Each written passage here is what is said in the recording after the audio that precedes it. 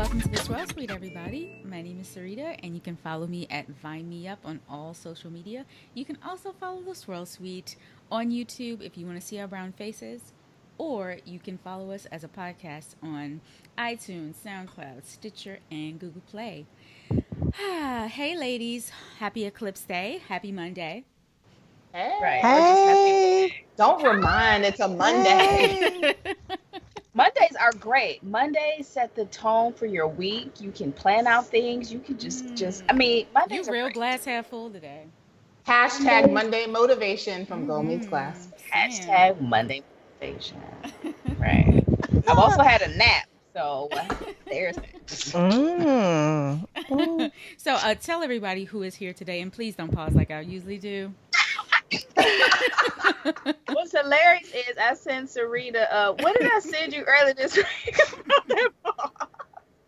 Used to be a stupid video on Instagram how when the pastor asked somebody to say the prayer out loud, everybody pause and look around, and that's exactly what y'all do when I say introduce y'all. It was so appropriate. Oh my goodness, that thing is hilarious. All right. I will start this time because I'm a pause offender. I'm Melissa, otherwise known as Liquor Lady. You can find me at liquorlady.com or on Twitter at liquor_lady, Instagram at the Liquor Lady. So basically, you get the gist. Everything spirits. I drink a lot of wine, drink a lot of beer too. You drink a lot, don't you? I do. I'm sorry. Well, no need to apologize. Don't apologize for that. This is a safe space here. You're in the right place. Right. Damn, you got a red cup though? I'm doing the red. Hey, now glassware. I'm not gonna lie, glassware is still in the dishwasher. Right. I'm going on with our Summer Hill bar theme here. I'm doing the red solo cup. That's right. Well, whatever you need to make it through. Yeah, Tanisha. Right. I was gonna say I'll go next because I am a huge pause offender, and I also look to the next person to see who's gonna pray too. So anyway, I'm Tanisha, Girl Meets Glass, and I focus mainly on wine, specifically French wine, because it's absolutely delicious. So yeah, and you can find me on social media everywhere at Girl Meets Glass: Facebook, Twitter, Instagram, Snapchat if I'm having a really good day and my phone isn't full, but. Yeah, I'm all those places. Yeah, Miss Leslie. I am Leslie Freelo, and I am happy to be back. I have been on a break from Swirl Suite, still here in spirit and heart, but was not here in person. And I am all things Maryland wine. Raise the roof for Maryland wine. And thank you, Tanisha. I appreciate that. Thank you. And you can find me at vino301.com is the website, and Vino301 Wine Concierge on Facebook, and Vino301 on Instagram and Twitter. So look out for us. All things Maryland wine. Yay, and we have a special guest today, Bree Books of Bree Books Podcast. Welcome. Please introduce yourself. Hello, can you hear me okay? Yeah, we can hear you just fine. Oh, great. Hello. Oh my gosh, it's like all of my dreams are coming true, and I wasn't ready. Right. Oh my goodness, we are so regular. We are so regular. Oh goodness. But I'm really regular too, so it works. Hi, I'm Brianna. Brianna Jimerson of Bree Books Podcast. It's a podcast that I started a couple of years ago to kind of be part book club, part personal development journey. I work for ABC News. I'm a social media analyst, which is a job that did not exist 2.5 years ago, and my industry didn't exist 5 years ago. So it's very interesting being on the kind of front end / the edge of media and news media in particular. And working in media, I always take the free books. I used to work at NPR and NBC. I was saying earlier, I know I look like a 12-year-old. I promise I've been paying taxes for a while. And you're like, is she allowed to drink? Sorry, girl. Take it to the head. Okay. That's right. That's right. All I'm about to say is I always take the free books from all of my different jobs, and that's kind of what inspired the podcast. And I'm so happy to be here. Can I tell you what I'm drinking? Because I'm like low-key / high-key proud of myself. Okay. Okay. Please share. Right. I've been Share waiting with for us. this part. This is always my favorite part of you guys' show because I always write down and I'm like, okay, what is the difference between Bordeaux and Sauvignon Blanc? Like, Get you it, don't even girl. know. Love it. You have me in this wine store being like, oh no, I know where I'm going. I don't need you. It's great. That means we're doing our jobs. Somebody Absolutely. is. And it cost me like $12.99. I was like, I'm confident in this decision All right. on all fronts. It is let me butcher somebody's language, Joe. Chateau Tour de Gilet. It's a Bordeaux, and I'm discovering that I think I really do like Bordeaux a lot because I find them very drinkable throughout the course of a meal. I don't know if that sounds silly or not, but I can drink it light, and I can also drink it with something a little bit heavier. Yeah. And then also, low-key, when I don't finish a bottle, I can just pop it in the fridge, and I don't mind the taste of it chilled. Sure. And, I can just leave this out now. This is fine. This will, anyway. That's me. I am on iTunes, SoundCloud, Stitcher, everywhere as Bree Books Podcast. Also on Instagram and Twitter at Bree Books Pod. And my personal handle is Brianna J, BRIONNA JAY. Yay. So me and We're Brianna excited actually about your wine pick. we I'm sorry? We're excited about your wine pick. I like I that. knew it. I was like, you and Tanisha, kindred Uh-huh. spirits. Right. I'm like, Yeah. but we'll get back to that. We'll come back to that. Yeah, Serena, go ahead. me and Brianna connected on Twitter. I was on a Twitter chat for Podcast in Color. So what they do is, it was like a hashtag, and they want people to connect in their city with different podcasts. So I don't know who saw who first, but she tweeted me, and then I tweeted her a book that I recently read, and she's like, "Oh, I gotta check that out." Next thing you know, we're following each other and talking back and forth, and that's how we connected. So Oh, Social butterfly. I it love was it. very cute. It was very cute. super cute. And so, Brianna, you had some questions for us. I did. So, one thing that I enjoy, and welcome back, Melissa.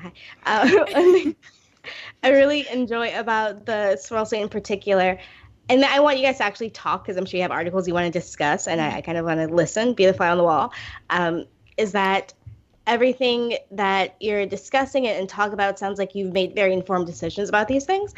And as someone who's still very early in my career, and no, I know, just let me love on you.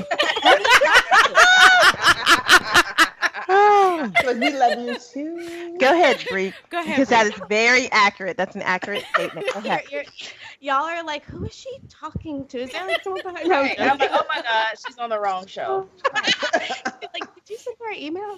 I'm joking. No, but truly, seriously. And as someone who's working in an industry that I didn't know existed before I got into it, I think that all four of you have very deep experiences with a profession, like the professionalization in the liquor industry beyond bottle girl and, working at the liquor store, which are, that's not even the beginning to the careers and the industry that do exist in this space that you can create that you love. So I was wondering, I had questions, let me pull them up, specialized for everyone based on your preferences and interests. Like, this girl is homework. Right? We I be on thought here. I was organized. We freestyle. Right. Shoot. That's why I'm like, I see why No, you I don't want to mess up the group. How about you? Okay, so I'll say one thing and then you guys freestyle and I'll just jump in whenever. Is that okay? Yeah. Go ahead. Yeah. Sure. Whatever you're driving the We are ship. here for Yeah. you. Mhm. Oh, wow. Until I fall asleep. We are here for you. Don't mind her. She's not going to fall Yes, asleep. go right ahead. Make sure you take that Geritol. Go ahead.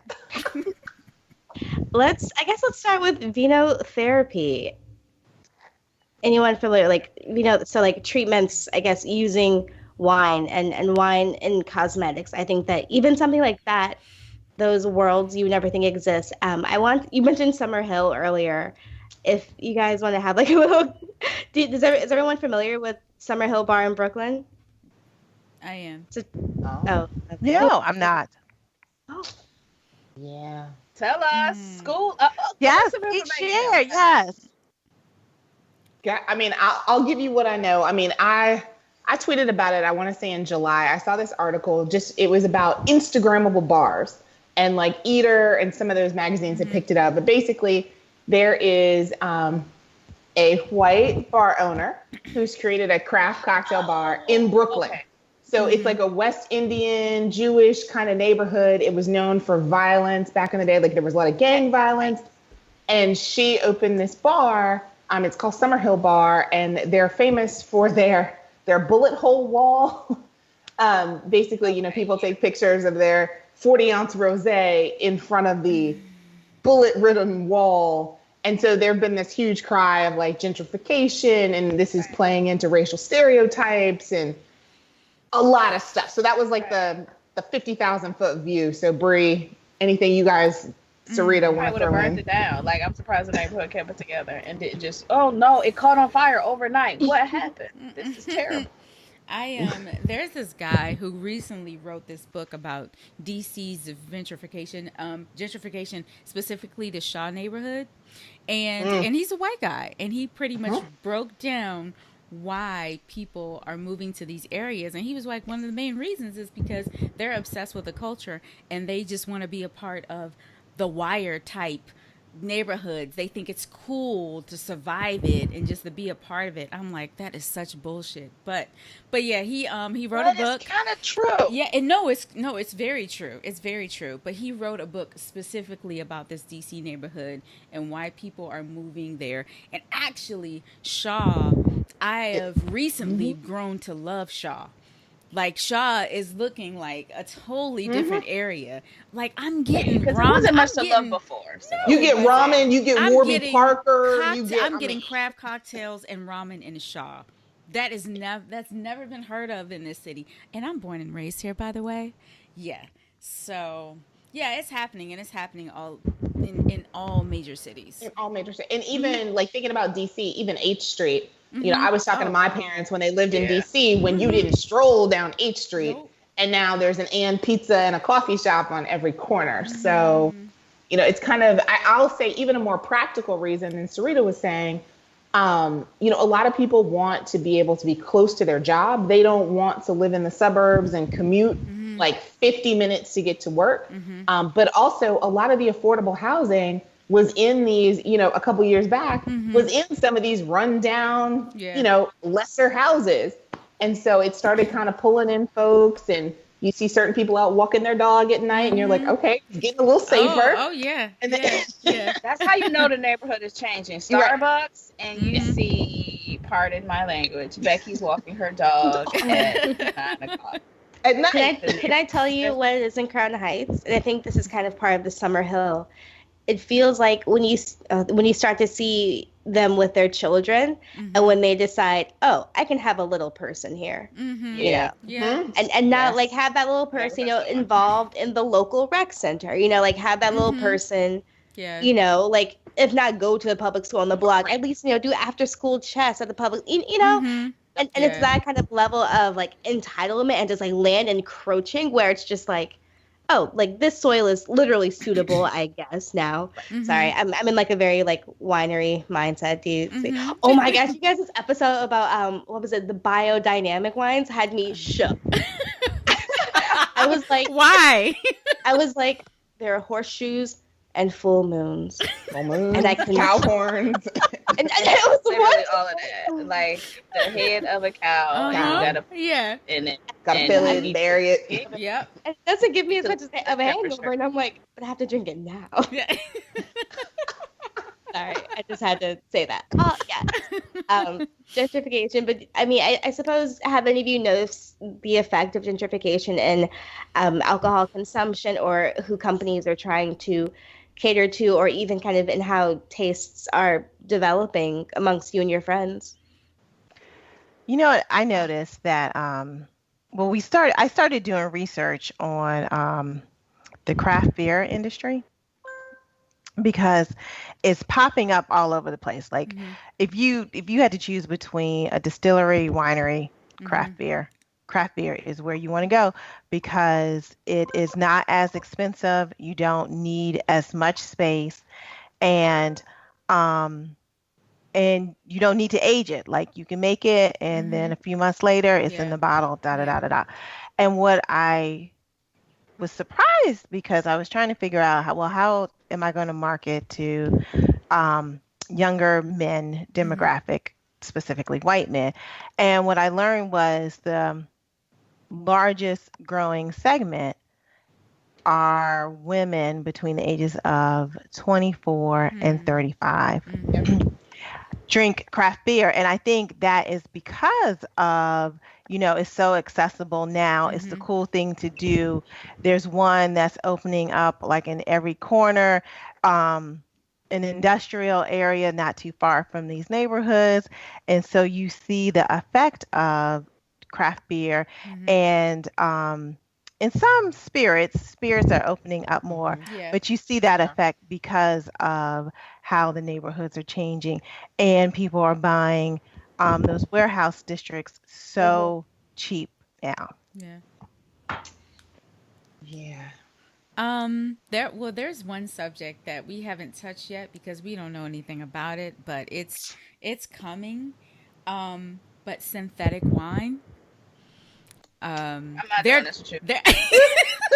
They're not gonna be a part of this. They're not even. She's like, go away from me with this. No. I'm just curious. I need answers. I just want to know. And I don't. I need them to stop. Like I think. Well, stop. So okay. So No. there is what is that? Agroponics. Have you guys heard of it? Yeah. Sorry, guys. This is like I am. So agroponics, you heard of it. So like basically, agroponics is supposed to be the cure for food deserts because when you can't grow anything, agroponics you can grow inside, and it's really easy to cultivate the food or what have you. So the other thing that they found out is that you can genetically re-engineer the food and it doesn't take as long to grow with that whole process. And so there's some things that let me tell you, I don't believe in margarine. I believe in butter. I believe in lard, Leslie. I'm going back to lard. There are some Okay, things. so you took it way far. I will do butter. Yes. Margarine is like gun to my head. It's literally plastic. Yeah. That's right. So synthetic grapes? Come on now. I mean, well, and they're supposed. It's supposed to be some sort of chemical compound that they've created in the form of the taste and the flavor of grapes. And I won't eat a seedless watermelon. I'm not drinking synthetic wine. Okay, right, that's why I'm like, this is something that like occurs. Not like I don't. And the thing I can't is, even find the words. But the It's thing like, is, the messed up thing is, they're not responding to my emails. It's like, oh, so y'all not gonna come on the show and tell us about it. All right, so y'all don't even have all the answers yet. That's why y'all not trying to talk.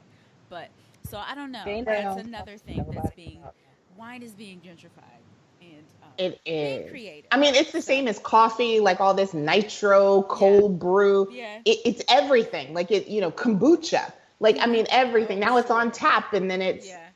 So I mean. I don't know if I call it gentrification, but I think, where I think the Summer Hill woman ran into trouble is she wasn't authentic. So that to me was her biggest issue. She didn't have buy-in from the neighborhood. She didn't make friends next door. And she wasn't really telling an authentic story about it being kind of a gun, a place where you bought guns back in the day. And that's why these holes were there.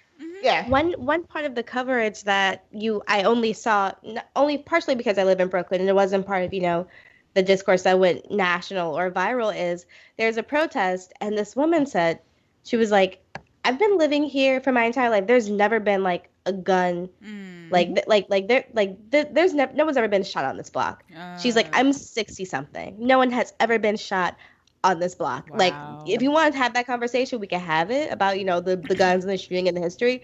But just for you to like impose this like romanticized reality, I think that for her as a resident, like you said, there was no buy-in obviously from the community, and there was no respect for like, you can't mock something unless you understand it. She was like, oh, She's like, I'm here. Wow. And it's her, it's her first bar. Yeah. And okay, so a different route with bullet holes. It could have also, it's New York. She could have taken it in like a mafia, gangster, old school kind of route, and then that would have been a little better accepted, because that isn't something. I mean, because that whole thing is fantasized, anyway, and it isn't anything that's currently happening. But the way she did it and the way it was projected. Girl. That's where I think she had her problem. Like, that's what I think her biggest problem was. Because you can take a 40 ounce, and I may think of one community, but they're talking about brown bags. I also think of Pabst Blue Ribbon going in a brown bag. So it's all how you play these little things, I think. But, that's coming from the alcohol marketer. So, well, I think, it's real convenient that it's convenient to have this romanticized or fantasized this type of behavior, because you can go back to your normal life. And I think this is what bothers me so much. Is that if that is your life 24/7, it's not very romantic. Right. You know what I mean? And so just simply telling the truth, I think probably would have given her more credence about the historical aspect of the building, rather than playing on stereotypes that you have romanticized or saw in the movies, or just thought like, I am going to jump on Black culture because it's hot now and it's making money.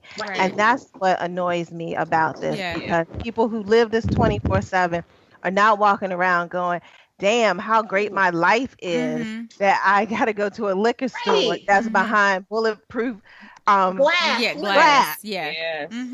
Yeah, they aren't going to the boozy sandwich shop to get a $12 cocktail. Right. It's crazy. Yeah. At all. So I'm sure we. I'm about a 40 ounce and a lottery ticket. And then they there you go. Yes. But anyway, so I'm sure we took that crazy sideways, Brianna. No. But no, she also mentioned being on therapy. Can we talk about that? Because y'all know I love products made from wine. And I've talked about how I've gone to wine spas before and am now obsessed and look for them in places. But I want to take this opportunity to do a quick commercial for my favorite product. No, I'm kidding. I'm not going to do a commercial. I really like the product Caudalie. It is actually out of Bordeaux, and it is a French beauty product. They make skin lotions and face creams and body washes and all that. And it comes from the grape must that they use after they've made the wine, the grape seeds, some of the skins and stuff like that. And I am a fan of their body scrub and their body wash. Wow. The aromas are fantastic. And it leaves my skin feeling soft and smooth, and I love it. And it's made from wine grapes, so nice. What's not to love? Can you spell that for us, Caudalie? Caudalie. French speaker, get it now. Listen, I have come a long way, because y'all know when we first started out, I would hit y'all with the bonjour, and the conversation was over. Oh my goodness! Now I can ask you what the bathroom is. And it's in order. I wouldn't say wine therapy, but I've been trying to find this place. I think I talked to the ladies about it before, but there is a yoga place in New York, and Brianna, you might be aware of it, but they had done a special wine and yoga class. So not the same in terms of an actual product, but they were using wine as your visualization tool for your yoga class. And so you got to have a cocktail or wine before you went to yoga class, which is, for me, 2 thumbs up, because that downward dog does not work unless there's alcohol. And but I thought it was cool how they were bringing kind of this wine and visualization and calming yourself into the yoga experience. So I've got to go find their name, but they were a New York yoga shop that was doing that's really cool. Wow. What's really popular here, I think it's all over though, is wine in the vines. So you do yoga right in the vine, in the vineyard. So Oh, wow. that's how I was introduced, because the winery I used to work at, they had like a summer series of wine in the vine, and the yoga instructor would come, and her whole class would follow her. So you would do yoga for, I don't know, an hour or so. Then after, you would have cheese and wine, and you're out there Really? in the elements, and it was wonderful. It was always selling out. So That's awesome. yeah, that's the Yeah, only what an vino. experience. Yeah, that's the Shoot. only vino type therapy that I'm aware Hmm. of. But Yeah, Well, we there's a need to brand- be doing that. Shoot. There's a brand called Caudalie, also French. I'm also butchering it, but yeah, you know it. And the founder wrote a book called The French Solution, which you should all read. It's really good. But her family, they have I guess a Bordeaux vineyard somewhere gorgeous, and you completely need to get in touch with her, because they have these like vinotherapy spas where they just fully scrub you down, and all the antioxidants and the that sounds enzymes. wonderful. and it's like it's like truly biology and viticulture and like homeopathic Mm-hmm. French Alp magic shenanigans. All of those things. Yes. All of it. Yeah. Yeah, you should also look up their products. They are really, really good. Like their products are amazing. Just They wonderful. have I'd love to one day go to their actual spa. Their spa is actually expensive because France. Yeah.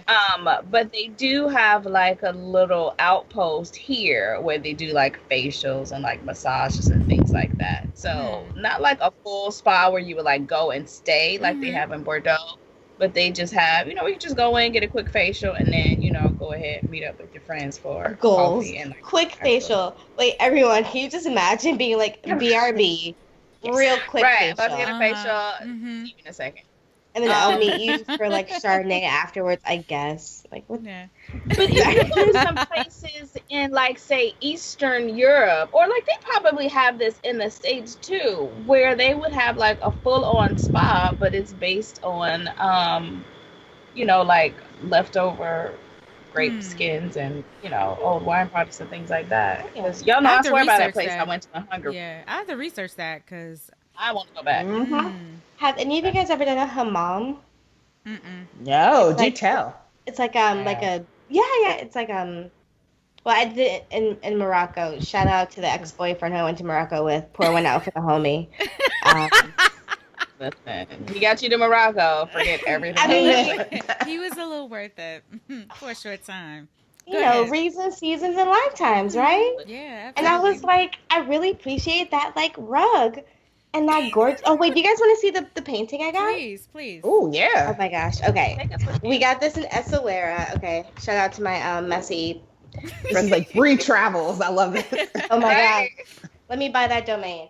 So this painting, Oh wow. Oh, That's so pretty. nice. Oh, yes. That's dope. I like That's it. good. Yeah, I for love homes that. and apartments. Yes, love it. And when I tell you, it's right across from my bed. And some mornings I wake up and I'm like, I can't. And literally, she's like, "Hello, Mhm. hi, how are Just tell you?" that Yes, you Yeah. can. Yes, you can. Yeah. She will She's also like, make if me I've put done it, cookies yes, you down because look at her arm and her body. So I'd be like, you know what? I actually don't need that other brownie. It's fine. But then Just make them sometimes I finish a pint of ice cream in my bed while I stare at her in her eyes, and I'm like, I regret nothing. I'd be the one looking at her like, don't judge me. That's Right, her right don't now. judge me. Out my chin. Oh no! What are you It's looking walls at? to talk. That's terrifying. Oh, Right? It's like, what are you looking at? Go away. Anyway. Let's see. What else let's see there. Oh, so the book that I read after we were, tweeting back and forth was The Wine Savant by Michael Steinberger. And he was I think a New York Times wine critic, and he's the book kind of focuses on French wine and understanding, here are all the elements that go into tasting wine, discussing it, thinking about it. Here's why California is like, the hot new place. And, here's what happened in Palo Alto in the 90s. And like even things like that. And, these things like, the Santa Monica Mountains and blah, blah, blah. And all these fascinating parts of the wine industry that I didn't know about. He touches on it and it made it feel more accessible. And then as I was, listening, obviously, to this Swirl Suite, I was like, oh, no, this feels very, accessible and real. So if each of you, or maybe just a couple, if you have anything at the top of mind, can just walk me through what was your first, I guess, job in this industry? Be honest. Wow. Third First back. job. Or I can tell you. I mean, my first. Felt like, I was gonna say Melissa can probably tell. I was like, I had every job in this business. what was the job Started that a made new you one think today. that I could do this? I could do this more All the deeply? time. Yeah. So all the time. actually, it was probably my first job. So I was just like a promo girl back when I was 20 and thin. You wear all black and you go talk to people about booze. Mm-hmm. I was like, wow, people get paid to do this kind of stuff. And I was getting my MBA at the same time. And amazingly enough, I went to work for an amazing company, Brown-Forman. They wanted to hire MBAs to help market alcohol. And I was like, I got marketing, I got some research, and I love alcohol, and I will go live in Louisville. Million And rock on so- it. Like, I was like, let's do this. So, I mean, really, that first job for me, just talking to people in bars, in clubs, at, kind of that very, very entry level kind of thing. I mean, that's what really made me fall in love, especially on the spirit side. I mean, that's really what it was. And I learned how to open a champagne bottle in the middle of a street at a furniture store opening. Because that was something they hadn't told us. The cork went shooting all out. Let me tell you, I didn't make that mistake again. So yeah, that for me, that was really the start. And then I've worked professionally ever since in the business. So it's been pretty cool. Oh, well, you have a good story. Yeah, right? I'm like, It just listen, sounds good. I randomly got into it. It took forever. I still fake like a wine professional on most days. Please. Oh, please. not even. Don't even Just for the don't best. even let her fool you. It's part of her No, appeal. seriously. But no, Melissa's story's like, okay, so yours was more like a planned route. Like, okay, Oh, no. this is what I'm doing, this is what happened. Don't let me fool you. I'm a marketer, Tanisha. I'm paid to tell a good story. Oh. Exactly, but like it all went, according to plan. Like, oh, I can be, this liquor girl and this promo girl, and we're all black, and talk about this liquor, and then whatever. So like, I love it. My story is different. I wasn't even thinking about mine like at all. I would drink it because I want to be drunk. Like that's just. I just leave that That's part real. out. That's real. So I'm like, I'm about to give y'all the real. So when I was in grad school, it was hard and I didn't always like it. And so I'm like, you know what? I just need to get drunk sometimes. And so that's what I did. And sometimes wine was the thing of choice. And living in DC at the time, I started going to wineries and stuff in Maryland, Virginia. And I was at one in Virginia, started talking to the winemaker, and became extremely intrigued by what he was saying. He was like, oh, yeah, and then, we get these cherry notes and da-da-da-da-da.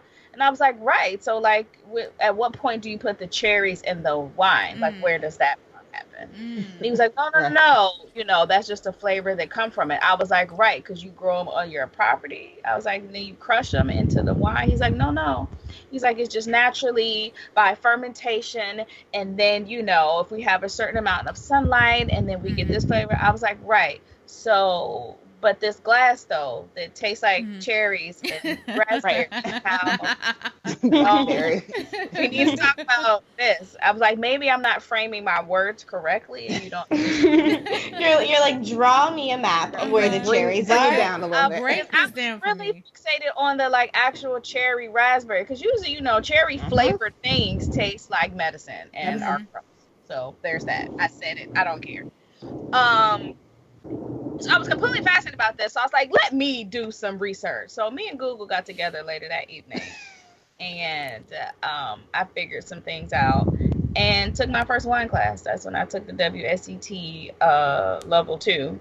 Well, it wasn't level 2 at the time. It was the beginner. And from there, I met a guy who did wine marketing, and he was like, "Oh, you should come work with me in wine marketing."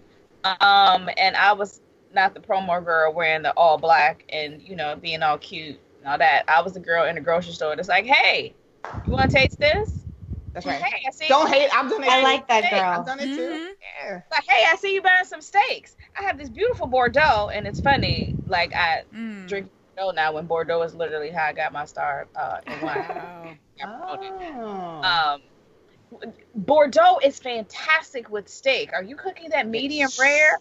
Oh, this Bordeaux from the left bank, like, this is the one you want. Don't talk about steak. So, oh, sorry. Are you a vegetarian now? I'm trying to be vegan. Good Lord. Good luck with that life. Yeah. So I'm gonna go grab that's my how Bordeaux. I got started.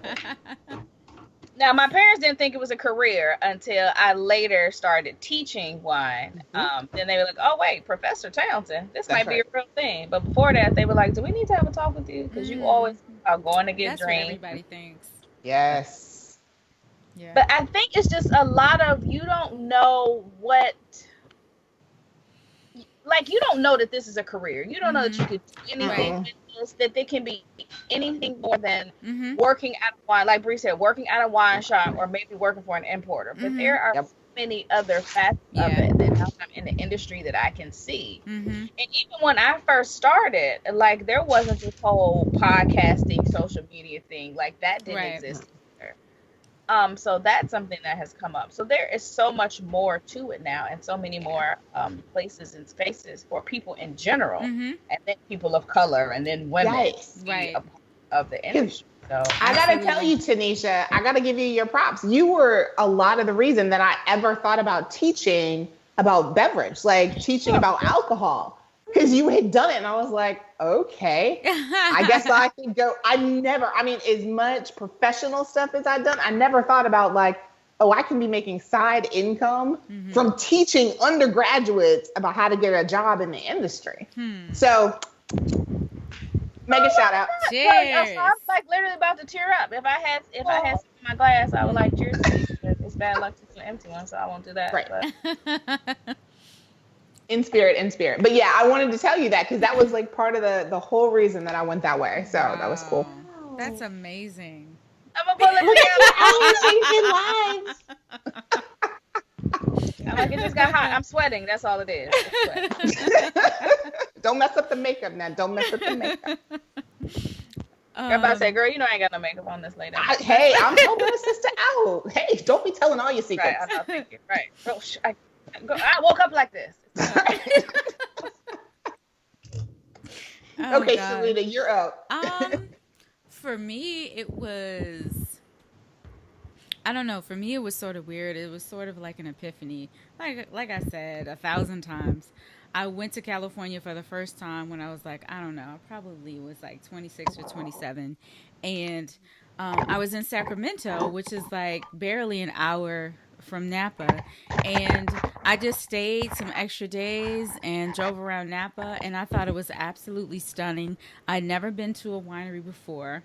I'd never been even to local wineries at that point. I just drank wine. I've been to festivals and everything. Are you holding your hand up? Question. Yeah. What time of the year was it? I'm just curious. Oh, it was fall. It was September.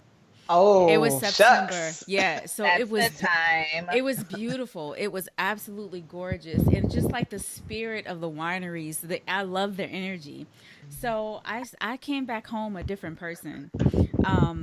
I came back wanting to know everything about wine. So that's when I started reading like all the books I could get my hands on. Wine 101, French 101, French wine, German wine. I could read everything that I could get my hands on. And that's when I started going to tastings. And that sort of just elevated everything. Like, wow, this is really great. And I have a lot to learn. And I'm running out of money. So... And so that's when that is real. I sent an email to every winery in Maryland, And I was like, hey, if you're looking for some extra help, I can work on weekends, that kind of thing. So there was one particular winery that had just opened, and that was Black Ankle Vineyards. And I was there for 5 years. That's a long time. Wow. That's a Girl, long time. I was and there for it's 5 years. the And so- premier Maryland winery that really Right. made people think seriously about Maryland wine. Yeah, and their wines were great, and I learned so much. And this is where I met Leslie. Leslie introduced me to Tanisha. Tanisha introduced me to Melissa, and that's how we pretty much that's how we all met. But Leslie was doing research for her business that she'll tell you about. And she saw somebody, I don't know, we just sort of connected from that day that we met. And we've been buddies ever since. So, Y'all so cute. but really quickly, before I started working at Black Ankle, there was a lady, she's very popular in the wine industry. She has a unique personality, but her name is Heidi. And she used to work at Total Wine. And but on the That's side, the homie. Wait, what's Total Wine? Oh, Total Wine is like, gosh. It's a like wine the- and beer superstore. It's like the Yeah. Target, but like wine. Yeah. It's all And wine. it's in California, or Oh, no. They're They have locations everywhere. all over the place. They're Okay. actually based out of It's a chain. Potomac, Maryland. So their headquarters Yeah. is right in Maryland, ironically Okay. enough. And they have locations across the country where legal. Yeah. okay, Yeah. interesting, cool thing. So anyway, so Heidi was working at Total Wine. I started talking wine with Heidi one day, and she had this group called she had this group where she For your just taste. For Your Taste. Yes, that's it. And so she recruited people to do wine tastings at different locations. They were not pretty locations at all. Okay, so I probably have never told this story. My God. But yeah, these are like bottom of the barrel liquor stores, like in rough neighborhood liquor stores.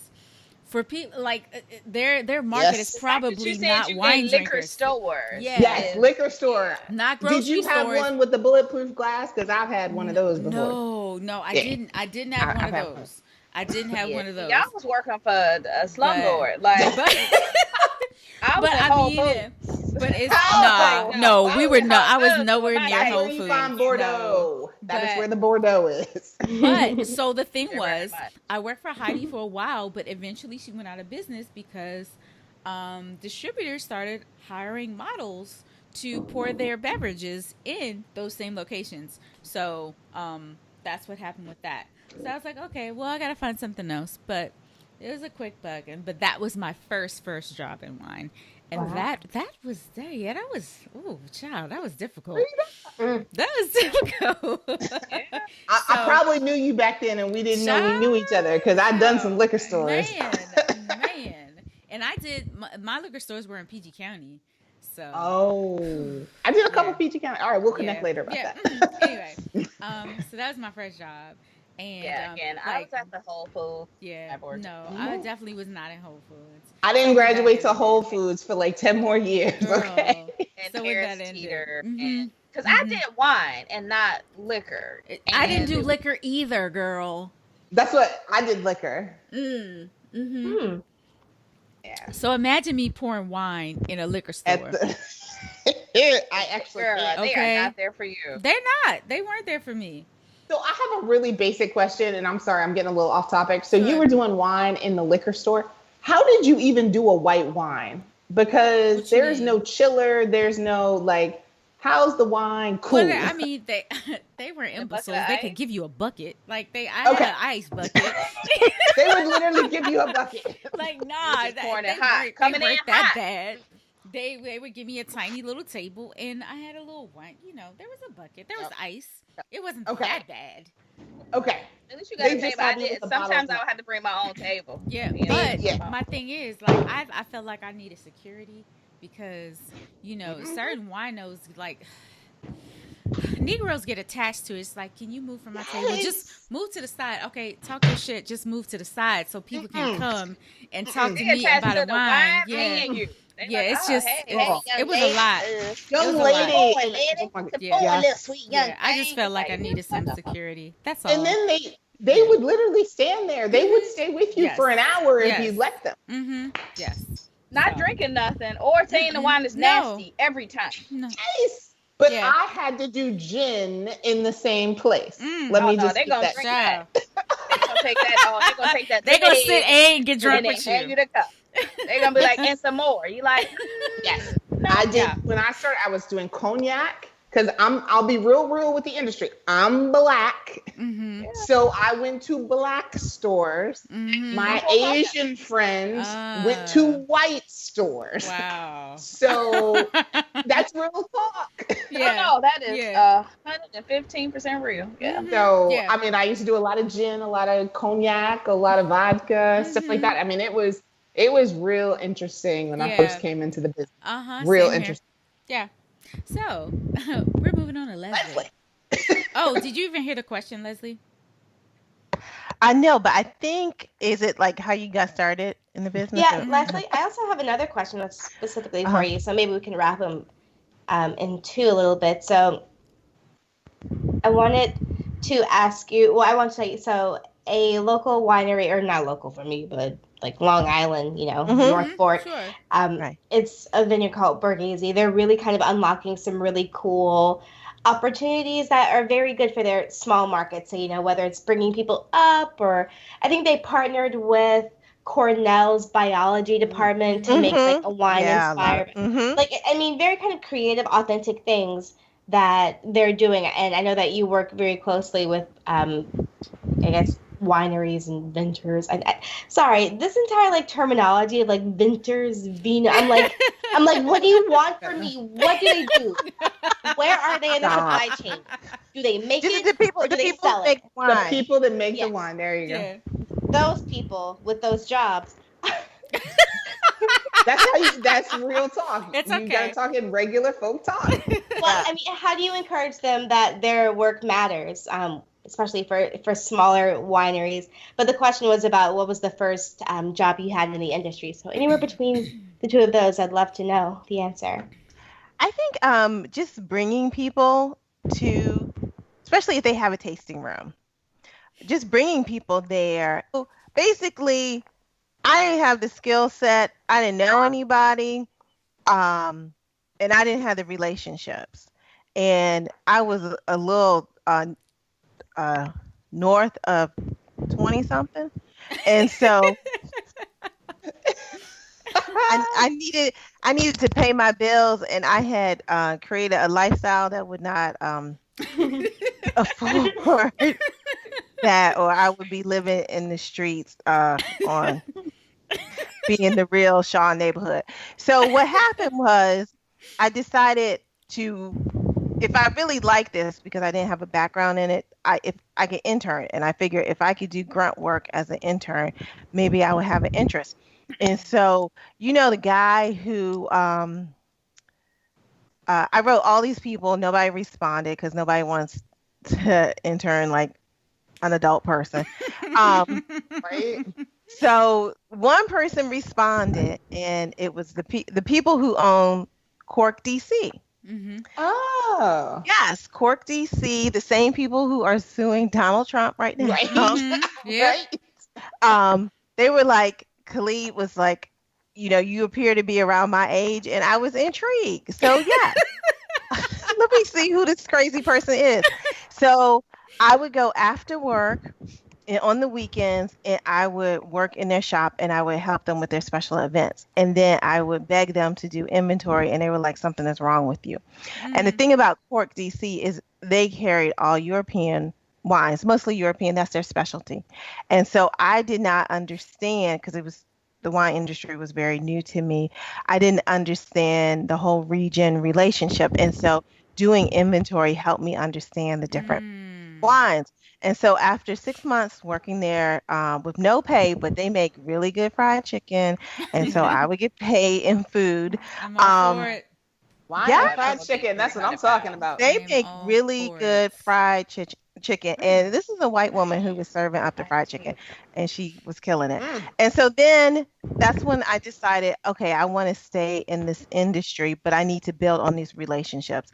And I figured the best way to build on these local relationships is to be in the tasting rooms every weekend. And that's pretty much how I got started in the industry. And tell me, what happens in the tasting rooms? It almost feels like the room where it happens. The magic. That's Yeah. right. That's where the wine is poured. I was gonna say, what doesn't happen in the tasting room? It's like the boom, boom. The boom boom room, right? Right? Listen, if you go down, I don't know what tasting rooms y'all been in, but some of them kind of fun. So, I think that's a good question. Because Velvet a lot of couch, people I mean. have not been in tasting rooms, which is That's right. hard for all of us to imagine. Mm-hmm. But that's really where the vineyard, the winery, they're presenting their wines, and people can go there, and it ranges from 1.5 ounces pour to 2 to 3 ounces pouring of wine. And some tasting rooms are really good because they'll tell you all of the history about the wine, and they may talk a little too much. You want to do more tasting. Mm-hmm. And then some people just stand there and pour wine in your glass. And your tastings can range from 6 tastings to some places have 16 tastings. But it really is, especially in a small state like Maryland, where there's not a whole lot of, they're not exporting their wines outside of the state. It gives you an opportunity to taste their wines without having this massive appeal, a massive people behind you, and just getting a certain cheap category type of wine. Yeah. And you can do the same thing with a brewery. You're going to their tasting room, or a distillery. So in like Virginia, they've got limitations on how much they can pour in their tasting rooms. I think it's 1.5 ounces now, half ounce, half ounce, half ounce. But it's a great way to get a behind the scenes, to meet a distiller, to meet a vintner, to meet somebody that's actually got their hands on it. And a lot of times you can get a tour too.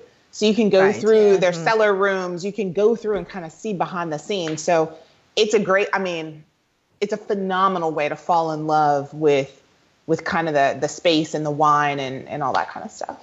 I think that is such a great point that I've never heard before, and I love that. It's just see what it is behind the scenes, because that's so much of choosing any job or any career is saying, okay, what will this look like, at 2 p.m., at 2 p.m. on a Wednesday, like, okay, middle of the slog. What does this look like? And that's really, I insightful. It's amazing. Yeah. And I'll tell you, and these ladies know, spirits to me are the world. And, I love spirits, but I like wine. But for me, I got to do Crush one year because of what I was doing. And I got to go out there and actually, with the pluckers and clip grapes. And this is hard, back-breaking work. And it gave me a totally different perspective on the entire industry. Sure. So, and then when you're in meetings representing different parts of the industry, you have so much different perspective. Yeah. Yes.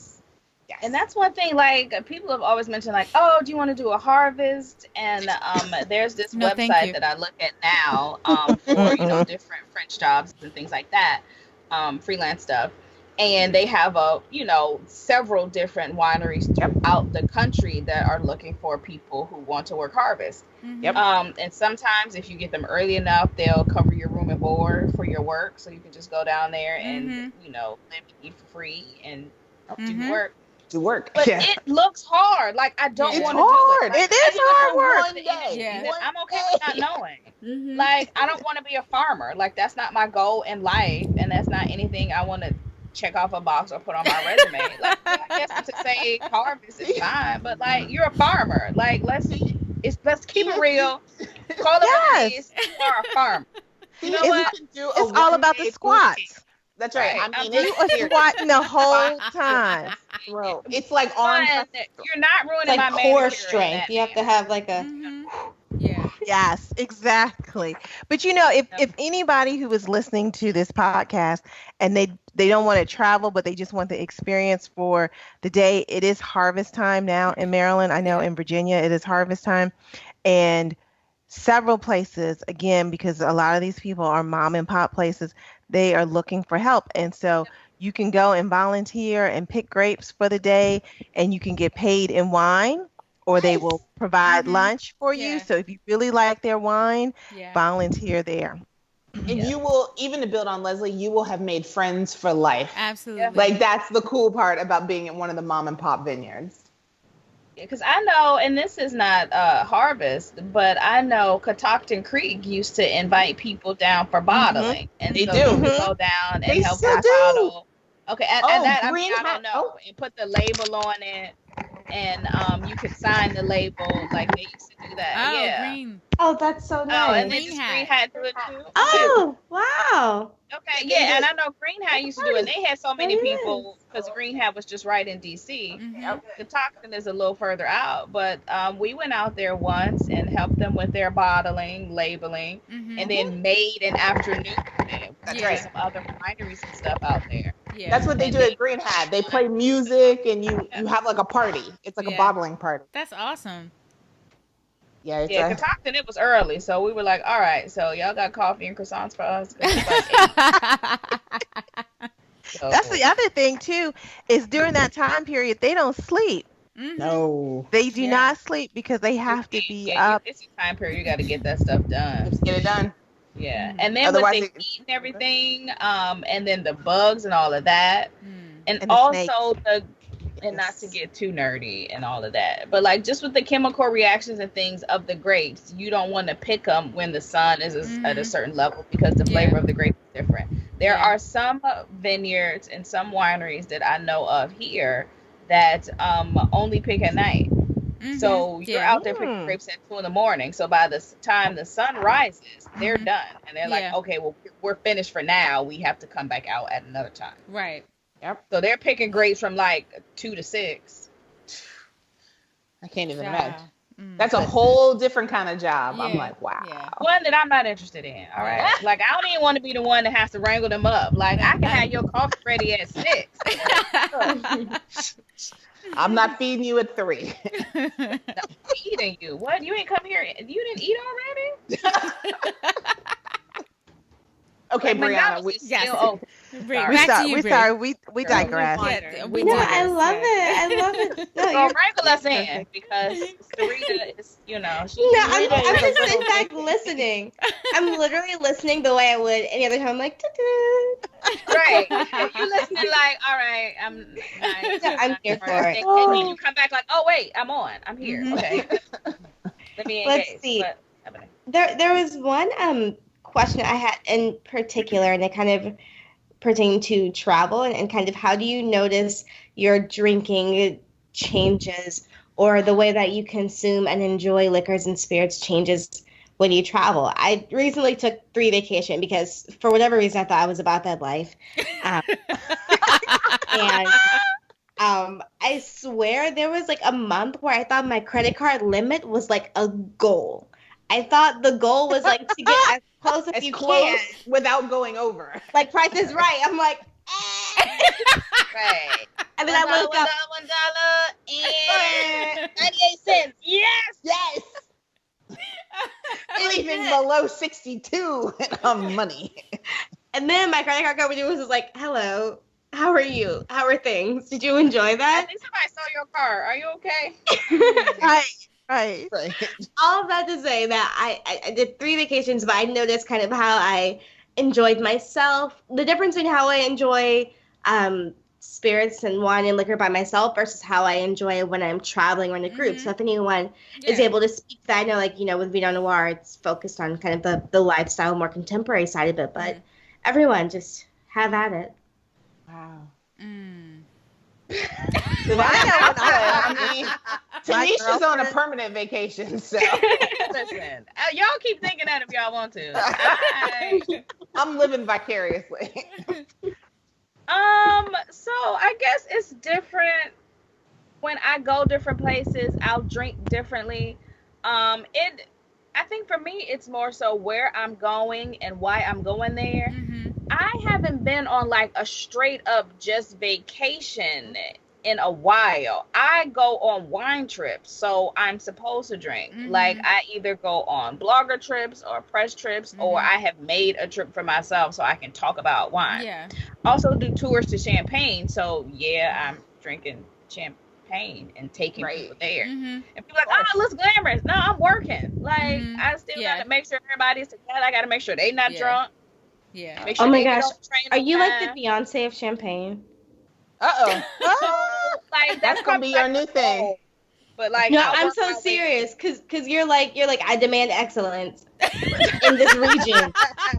There will Like- be no more lemonade. There is just champagne. Just- Well, Oh, unless you see lemons, drink champagne. And champagne. That's right. but, No, I'm completely um, serious. I'm gonna use that.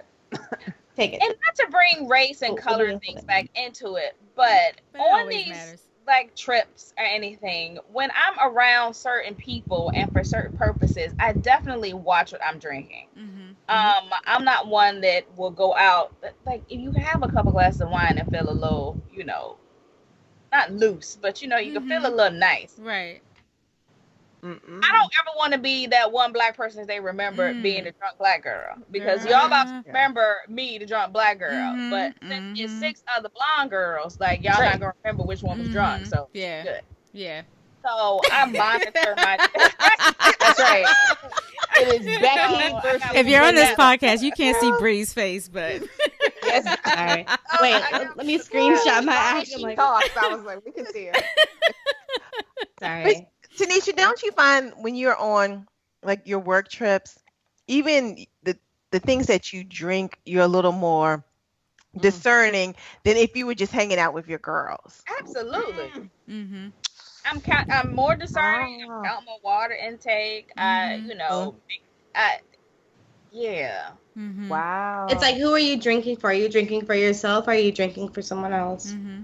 I'm drinking for someone else. someone else. And then Yeah. because you're going to write about it too. That's the other Yeah, thing. that's So, another you thing. know, you're Yeah. taking Yeah. notes, taking Yeah. pictures, you're writing about it Yeah. as well.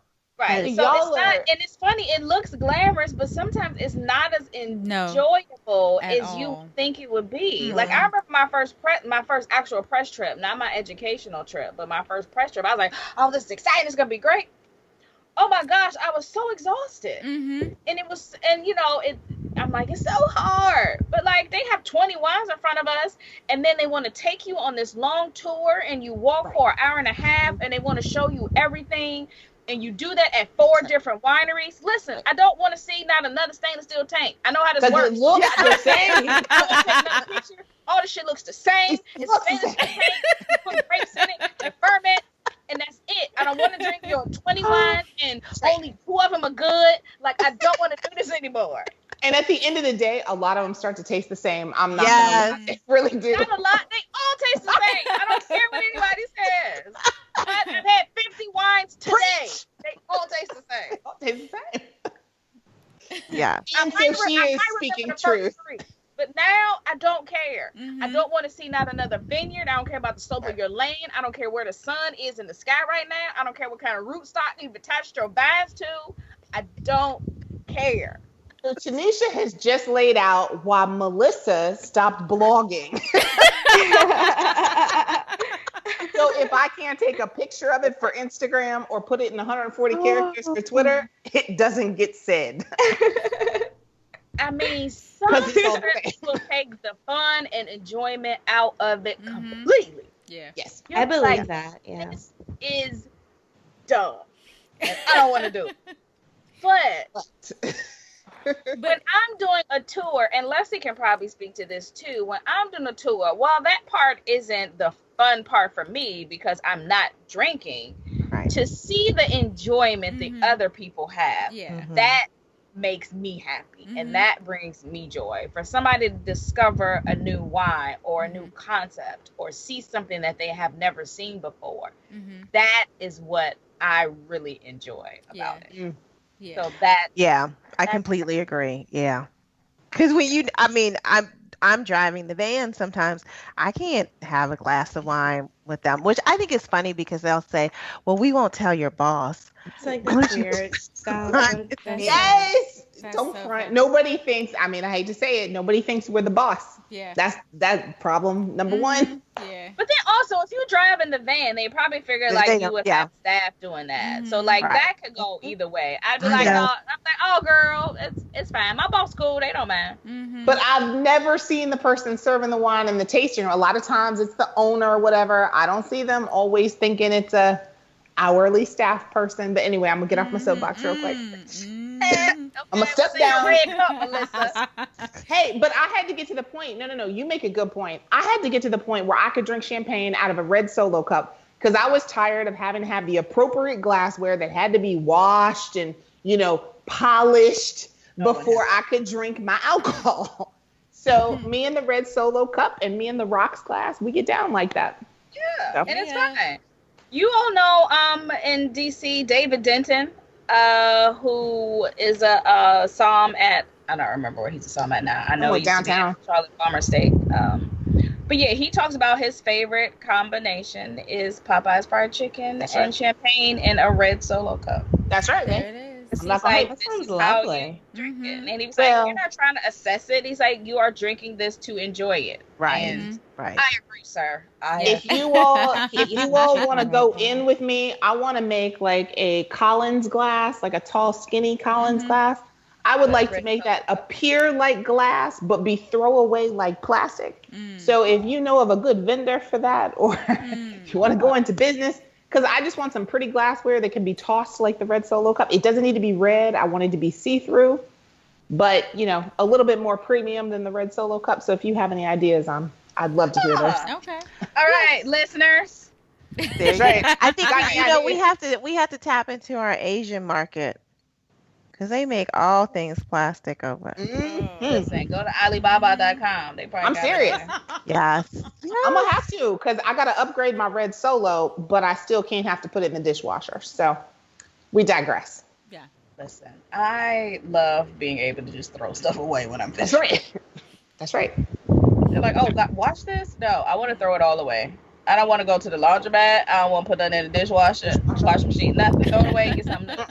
If I could throw away the shaker and the jigger and stuff every time too, I'd be really happy. But but that's all right. Okay, Brianna, we want to field again. So sorry. No, I love. Bring that And you back. see, I'm literally here just like cheesing. I haven't stopped smiling in 15 minutes. I'm here That's for. true. Sarita, screenshot this. So this I know. is our Right, Instagram right. picture tomorrow to be like, Well, just oh my come God. back, Sarita. Where are you? Oh wait, you can't see me? Girl, No. Why didn't She- anybody she say said she anything? stopped recording us. I thought you were I'm still too was busy. behind the curtain. I didn't know you Oh were. my god. Let me see. I've Yeah. fixed that. Continue. Ever since Continue, you said Brianna. it crashed, you disappeared. Oh, okay. Right, All yeah. right. Let me try to fix So it. hopefully we record now. Otherwise, you are missing Oh some no, gems. no, we are recording. Right. I just can't be seen. That's all good. She went Negro. Yeah. Right. I figured Like you might have the been changing eyes. your pajamas No. or something. I didn't know what was Okay. going on over there. So I'm Okay. just going to let you live. Right. Oh, girl. See your little headshot down there. Let's see. Right. Oh, Okay. Okay. Yeah, continue though. Continue, Bree. All right. Okay, No, we so- just going to stop the show and wait for you. Girl, please. Hard pause. What? She can't see you either. Don't worry, Tanisha. Right. Okay, Bree, so what's up, Brianna? What's up? Any There other I am. questions? There I am. Okay. Uh-oh. Oh, there you are. Okay. Hey, there you are. Hey, I'm back. Okay.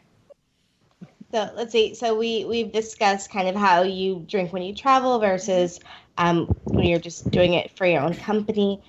And I think the only other kind of hard and fast question I had was more of how do you remain current in your different industries, because each of you is so entrepreneurial, and I feel like I'm the same way, and I feel like it can't be understated enough how important it is, I think, to the next generations to be fulfilled in different facets of their lives. And I feel like you all feel the exact same. I mean, even as you discuss, travel and drinking and home, and your family's coming, and you're calling an Uber for your which is my so gosh. cute. And they are finally in That the was car. cute. Oh, Thank you, guys. good. Are they good?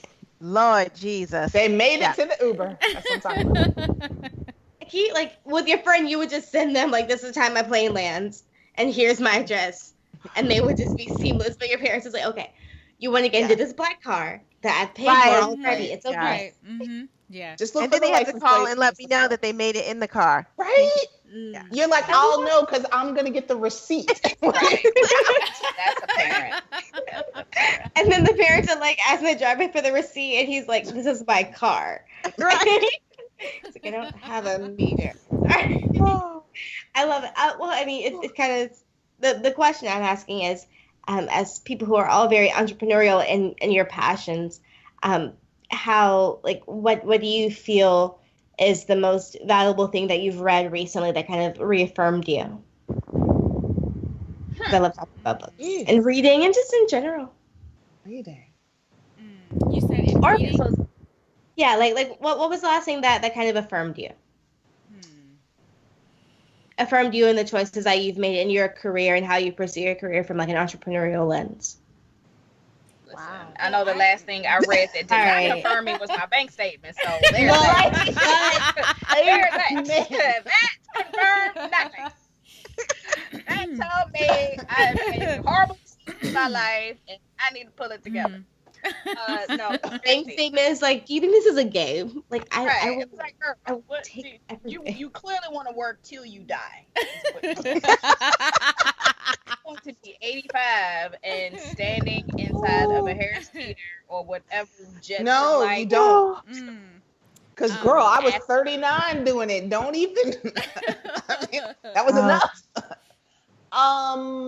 I would probably say, so, okay, I kind of agree with the bank statement. So that's why I'm retransitioning from entrepreneurial world to quasi-corporate world. Wait, can we actually change that to the question? So people who just graduated 2006 to the class 2017 who all say, we want to be entrepreneurs, but they have no idea what LLC stands for. Wow. They don't know, their social security number by heart. This whole idea of entrepreneurship and business. So how? My first advice is going to be, don't ever say LLC and social security number in the same sentence. Go get your EIN and don't tie it to your personal money.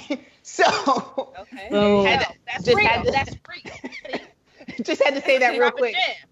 But seriously, when you open your LLC and you want to do something entrepreneurial, just get your EIN number, your tax ID number. Do not tie it to your social security number. So, okay, that was a different soapbox.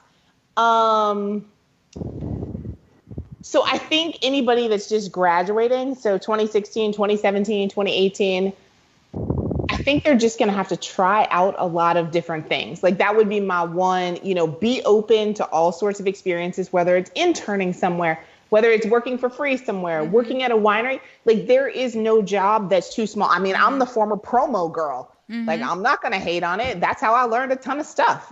So, you may not come out like, oh, wow, I'm opening my own restaurant. Or maybe you do come out like this is my own winery. But I think being open to the range of options is going to serve them well. And they may not want to start their LLC right out the gate. Like, I don't know how Leslie decided to do it, or Tanisha or Sarita, but that wasn't my first step. Like, I needed to learn some stuff, go to some conferences, do some reading. And I'll be honest, I'm not a reader. Like, I do Richard Bett's Scratch and Sniff Guide to Wine. Like that is kind of. I'm not gonna she lie. did not. Yes, because I'm not gonna do this with you, Melissa. I'm not. All right. I was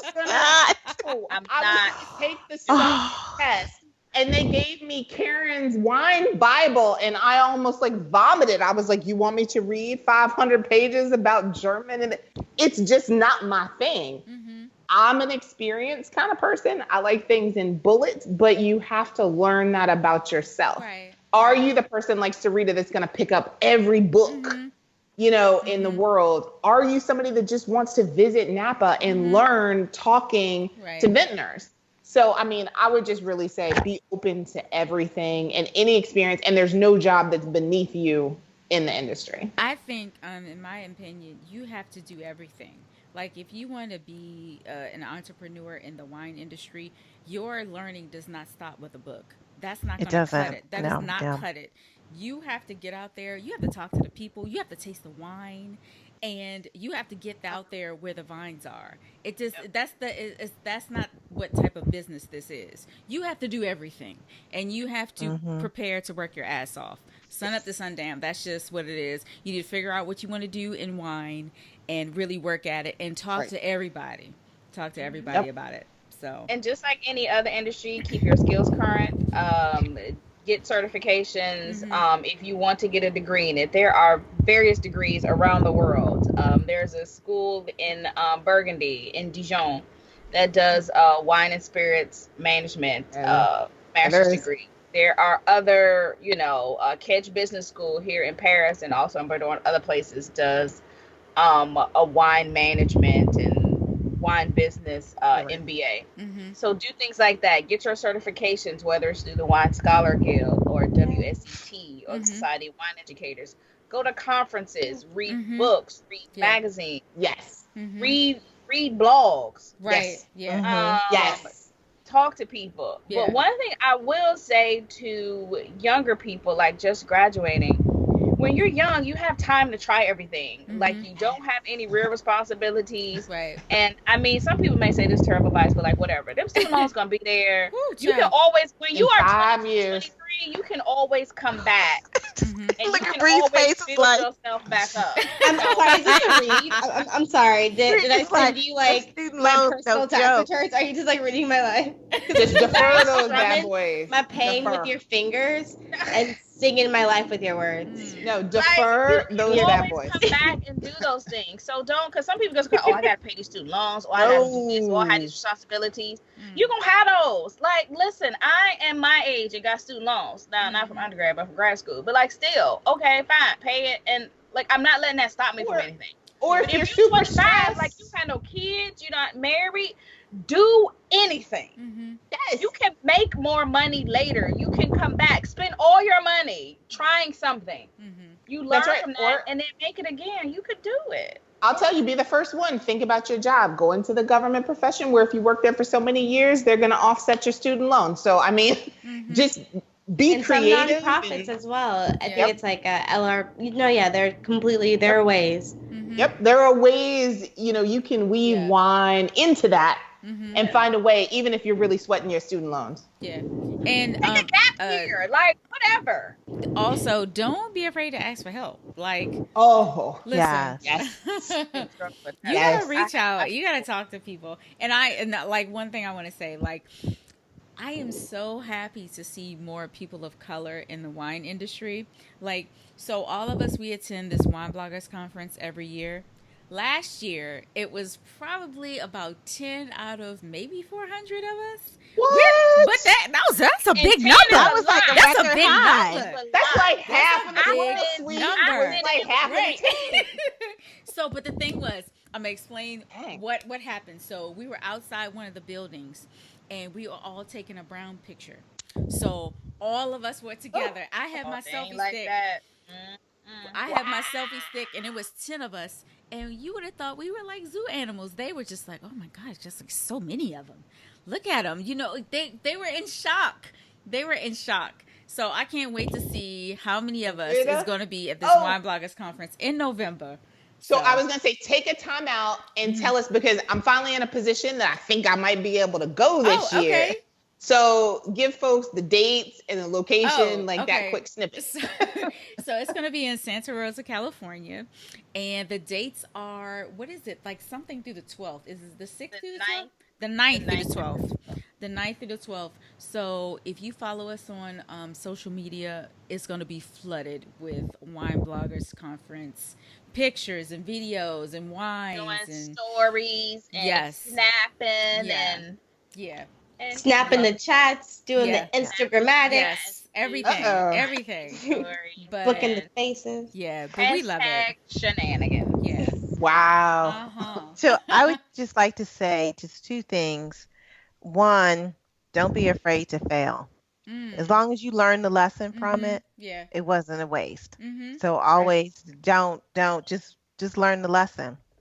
And two, especially in this industry, don't be intimidated by anybody. Ooh. I don't Amen. care It's if so they are easy a to do. master of wine. Amen. Do not be intimidated by You better come anybody on. because everybody makes a mistake. They will say the wrong thing. Do not be afraid to question. And also, they started from somewhere too. Yes. So Exactly. they weren't always here. Yeah. Like, Mhm. Mm-hmm. but listen, And I'm gonna with the quiet storm voice and right. just saying, listen. And I'm Like, I gonna feel like she just gave me like wise counsel, and the timer just ran out on our session. Leslie, I will see you next week at the same time. Thank you so much. Do I have Quiet storm. homework? Thanks. Right. Are there some personal things What I you should be saying, working Melissa? on? No, I was saying, I think, and Tanisha, she'll be cool because I know her like that. But like Tanisha was saying about the cherries in the wine and like how did they get there, like kind of that whole story. Everybody started there. I mean, unless you were born a savant, like a wine savant, and I haven't met one yet, this stuff doesn't make sense to anybody. I remember one of the first jobs I had, and we, it was a Sangiovese. I worked on an Italian wine brand, and I was like, Sangio. Like, I was like, what the hell is that? Like, that is not English, and I don't speak Italian, and I don't even know what that's supposed to taste like, but you think I'm going to pronounce it. So, I mean, just butcher it, figure it out, ask for help. And so it's one of those things I just hope everybody's comfortable, like, not knowing. You aren't born knowing this stuff. Yeah. So, And lastly, wine is not elite. Just stop looking at it as it's like some pet, and don't put it on a pedestal. It's just. But there's a Netflix documentary about sommeliers. Please. And they're so fancy, and they're fancy coats. Whatever. And they get the fancy because it tastes like tennis balls. When they said tennis balls, I was like, you're all liars, and I can do this. That's right, tennis balls. Okay, what is that? The musty foot odor? I don't know. So we're just Also, breaking over. Like, listen, what the hell do tennis balls smell like? Somebody those really documentaries that you're watching, those are like people who are on the master level. I don't even know how to explain how high they are and what they are committing to. In the fancy restaurants, even. They're not in the wine bars. That's not us. Listen. Those aren't even psalms that work in this industry. There you go. Sorry. Because I will tell you right now, as much as I know about wine and alcohol, I'm not going to drink anything that smells like tennis balls. Let's just keep it real. I'm not. You drink stuff smell like cat pee, so why not a tennis ball? I'm not drinking Barnyard. I don't drink cat piss. Oh my gosh. Oh, I drink Barnyard though. I don't drink a ton of French wine. Yeah, you got a ton of French wine. I don't drink Barnyard. So yeah, do Barnyard. You got some. Listen, a couple of them reds out of the Rhone Valley will smell like Barnyard. I'm sorry, those documentaries, wine is glamorized. It's not that deep. Yeah. Go out and taste. Try it. And they talk about all these baller bottles. I'm like, real people don't ever drink that. Real people are drinking that $5 bottle of red wine from Chile, and it's delicious. Right. Yes. But does everybody get to taste the, a Romani Conti? No. No. Everybody's not paying that. Is everybody paying for a first growth Bordeaux? No. No, most people are drinking out of Trader Joe's, like real talk. Which is fine. Right. Or they're drinking that rosé from Aldi. Like, it's fine. Right. It's absolutely fine. Drink what you like. Yeah. Well, let me not. I still have that with a caveat. And even the collectors, because I like American Greed, and they just did their whole wine series. I don't know if you guys saw that one. That was a good one. I was watching that on a plane, and I was like, what is this? Log right on out this screen and look for American Greed. American Greed. This guy, crazy. He had very good sensory capability. So he was pretty good at blind tasting, which is an art, right? So people became impressed with that, and he hung around collectors, ballers, or what have you, but he was forging wine. Oh, this is how you can get caught up, because he was forging wine for vintages that did not exist at the time. And so they were so caught up in him that when the woman said, this is a fraud, he is a fraud, y'all need to stop, they were like, no. And until the winemaker said, this vintage did not exist in this year. Wow. But they were paying like $13,000 a bottle. $20,000 a bottle. So that's why I said, so, stand in your truth. If you know that that's not true, don't be afraid to say, I disagree with that. That's your opinion. And he I think he had made close to $1 billion in fraudulent wine. And he would keep, what he would do is he would keep the old bottles. Yep. So he would have these elaborate parties, and he would have the waiters come back and give him the bottles, and then he would alter the labels on the bottles so it looked like the original bottle. Wow. Sarita, a new episode for Swirl Suite, Wine Fraud. There you absolutely. Tanisha's been talking about that for a while. I am so That's it. obsessed with wine fraud because Yeah. my background is fraud and figuring stuff out. Like not me being a fraud, but yeah. Like if I could go down another path in wine, it would definitely be wine fraud and counterfeit. Wow. Like when you talk about reading stuff about a subject, oh my goodness. Counterfeit wine. I love it. That's Yeah. your thing. No, it's like a whole thing. Like the story it's of Rudy huge. however you pronounce Yes. that. Like Rudy K. Yeah, Rudy K. And then John Fox, and then the guy who just shysted Tim Duncan, who used to play for the San Yes. Antonio Spurs. Yep. Got him out of all that money. That was on the news. Yeah. Mm. So, yeah. So suffice That's why it to this say, American Green. Vino I'm gonna forensics. watch that the rest of the night. Yes. I'm not going to sleep. Mhm. Did it. and then you asked the question, Bree, and I will be the first one to say I love to read. I just don't read necessarily about my industry. But one of the things that I feel validated about all the time is Imbibe. I will say I will pick up that magazine, and y'all may hate me for it. It's pretty. It's got pretty pictures. It's got great recipes. I just love Imbibe from a spirits perspective. That's just my, like, I look at that and I'm like, I don't know. I just feel good about what I do because I feel like people actually buy this magazine on shelves. I don't know that I actually buy it, but, But, PR subscription, it comes to me. But it just, kind of like Wine and Spirits and, different magazines like that. I'm like, there really is an entire industry. I may not come across a single person other than these ladies in a month that do anything in alcohol. And so it's kind of cool just to read about other people, other bartenders, other folks that are doing something in the space. So sorry, I just wanted to. No, I'm an Imbibe is good. fan. And Chilled. I like is actually good. Chilled magazine too. So that's another one that I read that covers kind of everything. They'll have like a little bit about wine.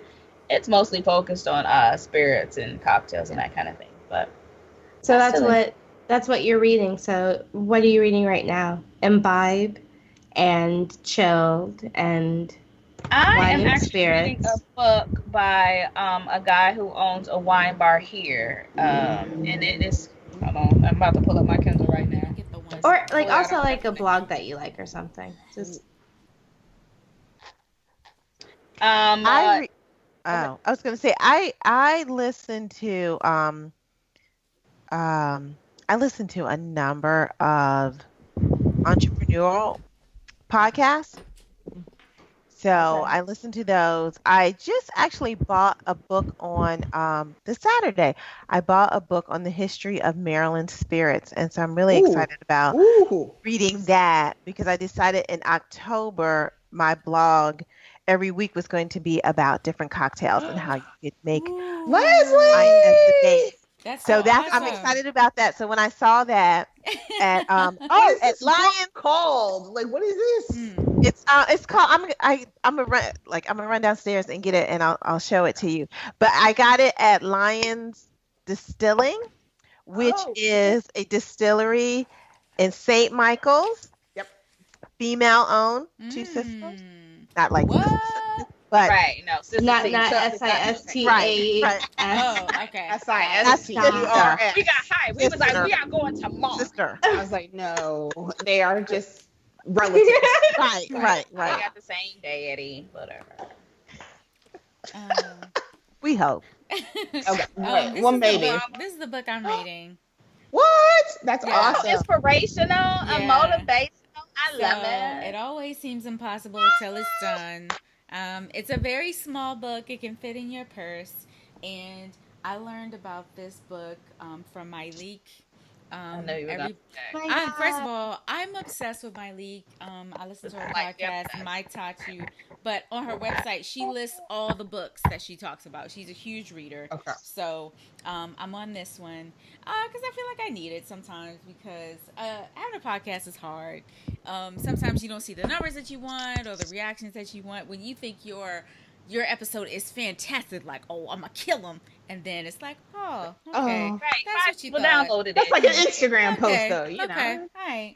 Well, Oh, I like that. anyway. Can you hold that up one more Sure. time, Sarita? Yeah. Because I will say one of my favorite books, it was a book, I bought many years ago. It's called Mm-hmm. Live What You Love. It's by the Blanchards. So what is it? Melinda and I can't think of her husband's name, but it's called Live What You Love. And I mean, I actually bought copies and sent them to my friends because I loved this book. I'm your friend. Well, I didn't even know you then.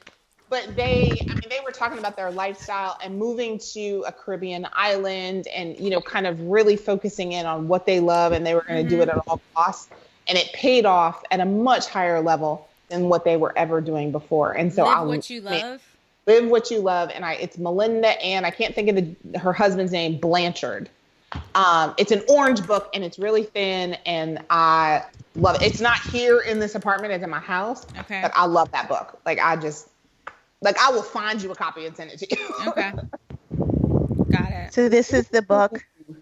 Oh, that's awesome. Forgotten Maryland Cocktails. Oh, okay. Notes from a Passionate Life, Robert Oh, man, Blanchard. I need that on my coffee table. That is awesome. So yeah, I picked it up this weekend. I can't wait Oh, that's to read it. Wow. See, that's a book I would read industry wise. That's cool. Awesome.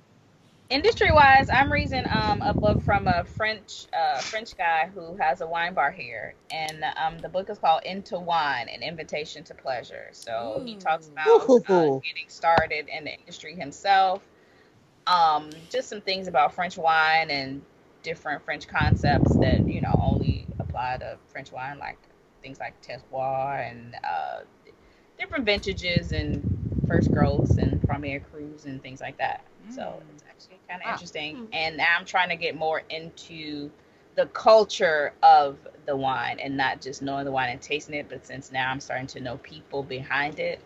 So, yeah. Sometimes it's a little easier to read than others. There was one I was trying to read in French, but, you know. Okay. That's very impressive. Right. I mean, from whence you came, that's impressive that you're trying to pick up the book and read it in français. Yes. We try. Well, and I think it's so funny to think about.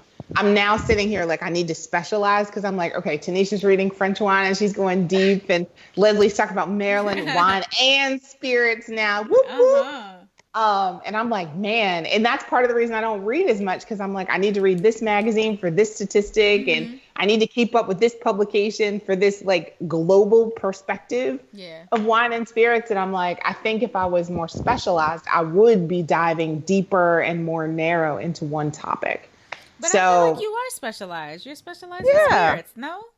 I think you're specialized. But I have to work and sell them all. Like, so I have to understand beer, I have to understand wine, and I have to understand. My personal love is spirits, but I've got to know enough to be dangerous with everybody around the table. So go, Bree, go. I feel like you're a connector of worlds, though.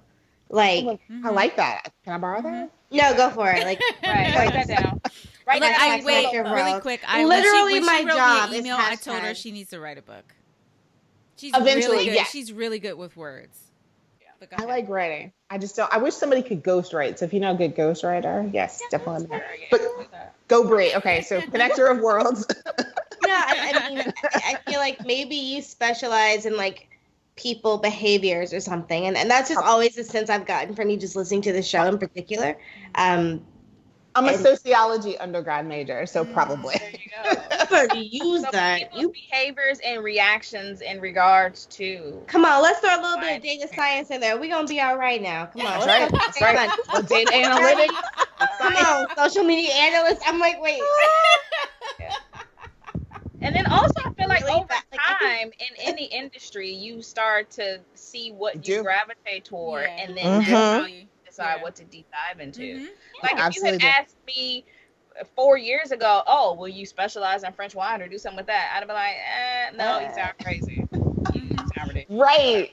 That's true. I remember your post 4 years ago. It was there was kind of spirits and wine and Chicago and all kind of stuff going on. I literally talked about everything. I mean, I still do on some level, but now I am more focused on France specifically, and then on a broader scale, Europe.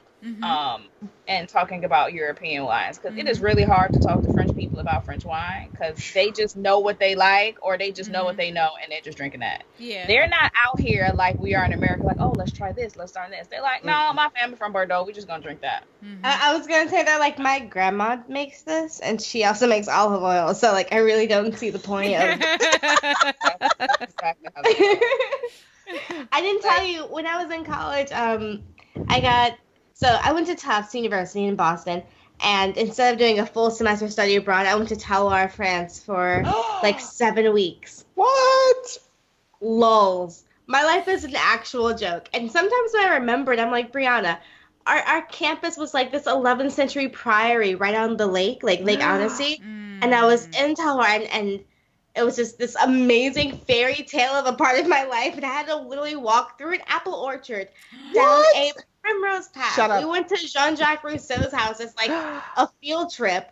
And I remember it was raining, and I was like, well, this is poetic, I guess. Oh, my God. See, that kind of stuff be wasted on people in college. That's why I just tell you. I used to be mad I didn't study abroad. I would have wasted. I'd have been like, okay, whatever, the IFO, blah, blah, blah. But I'm so mad you went through an apple orchard. I want to go apple picking and make my own apple cider so bad. And they have the place in week a Maryland, week. It's like their 7-Eleven, and they would be like, can we have pate? Like pate a bega and like a bottle of rosé for like €8. We would go sit on the lake and like do like environmental economics, which pretty much meant learning why Europe was better than the US with like cap and trade. And I was like, I'm getting college credit right now.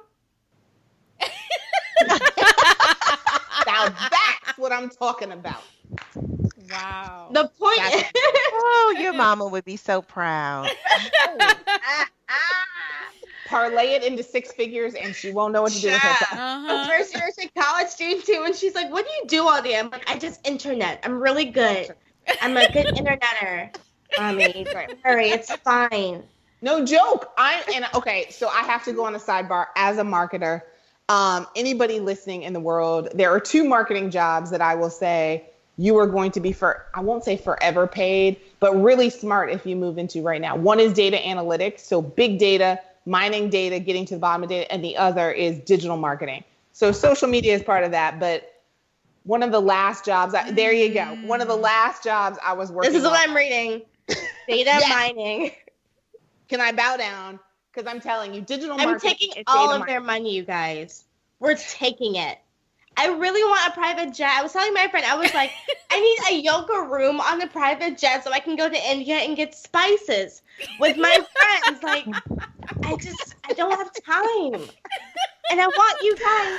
Oh my Go gosh. to Terroir? Like, are you free? And Girl, I would make I myself was going to free. India to get spices with my I was friends. going a totally different direction, but I got you. I love it. Sorry. I just sorry. I think that's awesome. No, But I love it. I love it. But I agree with you when you were saying to your mom, you're interneting. It's digital marketing is all the rage, and whether it's a restaurant, a winery, a bar, there are endless opportunities right there to make money. Lending your Facebook ads, your Instagram posts, like to the benefit of a company in our world that a lot of these mom and pops do not know how to do. And it's an amazing opportunity if you have the skills that you have, Bree, in our industry to kind of pull that stuff together. So just Absolutely. any place. I mean, oh my goodness. Like, I don't know how long it took me to understand about retargeting and pixels on my website. Any industry that, because it's always evolving. Yep. Yes. Sorry, I kind of I'm a marketing nerd. My bad. I love it. Oh my gosh, you're stuck with me forever. By the way. Oh, I hope none of you think that this is just like a casual interview like you had with the lady who has her children in South Africa, like on a winery, living their best lives. Like, you're stuck with me forever. We got you. Welcome to the rest of your lives. It's gonna be great. Oh, good. Thank you. So, Brie, I can call you up and ask you, just could you explain one more time how I retarget? Right. So that would be great. I want to understand marketing funnels. I want to understand like SEO and funnels, at a deeper level. Thank you. I want to go on this trip to India to get spices. What are y'all talking about? And then I think about like jet fuel prices, and I was like, okay, Brianna, be realistic. You're not gonna want to go all the way. And I was like, Croatia, you can deal with that. Malta. I'm sorry. And Well, I live Malta and Finland and Montenegro. see Like, the don't right, sleep. you know, I've seen and some I- pictures from Montenegro, and I'm like, I'm here for it. yeah, I mean, do you guys I have can any? do Croatia. Mm, Yes, I could amazing. definitely do Croatia. Croatia I have is Eastern Europe is. Mhm. wine is totally amazing. down. So road trip. Oh my Yeah. goodness. And we're not going to be welcomed in a lot of places very soon, so we might as well take advantage of it now. Oh yeah, it's going downhill quick. Child. Well, Anyway, I killed that buzz. My bad. yeah. So Bree, did you have any other questions? Because this was fantastic. this was fun. No, This did is- you guys have any questions for me or anything? Ooh. I'm so cool. Other I say, than wrap it up. I'm gonna go to other bed. than I gotta ask you a question. Other than data 15 mining, minutes. what are you reading? Yeah. Ooh la la. OMG's. Okay. Right. I know you put that data mining book up. Wait, but, I'm like, are other you carrying than that on that. the train with you? Like, what? No. That's a big What? Okay, what am I carrying on the train with me? I'm carrying a novel because I'm very, like, as you can tell, like, cerebral, you know, like we all are. It's like I want to read a thing about things, but then a novel, I'm like, why are these people here? What do they even want? Why are you doing? Anyway, it's called Rich People Problems, and it's by this author. Named, yeah, it's phenomenal. Okay. It's by an author named Kevin Kwan.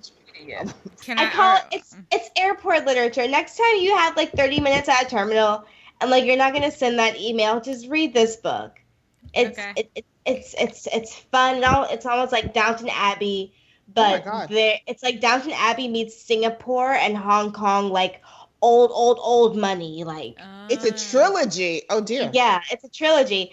The first book is Crazy Rich Asians. The next is China Rich Girlfriend. And the third one is Rich People Problems. That's one that just Okay. came out. But it's always my like annual escapist book. Oh, it just feels good. I'm always Okay. sorry. Oh my god. Okay. Sorry, you got me on Google. Like, what Okay. rich people problems? It's like Okay. Right.